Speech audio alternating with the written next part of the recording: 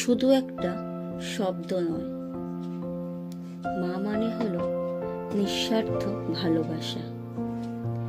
যে মানুষটা নিজের কষ্ট লুকিয়ে সন্তানের মুখে হাসি দেখতে চায় প্রতিদিন। আমরা বড় হয়ে যাই, ব্যস্ত হয়ে যাই নিজের জীবন নিয়ে, কিন্তু মা আজও অপেক্ষা করে থাকে। খেয়েছিস? এই একটা প্রশ্ন নিয়ে। মায়ের ভালোবাসার কোনো দাম হয় না, কারণ পৃথিবীর সব সম্পর্ক বদলে যেতে পারে, কিন্তু মায়ের মন কখনো বদলায় না। এই মাতৃদিবসে শুধু একটাই কথা বলুন,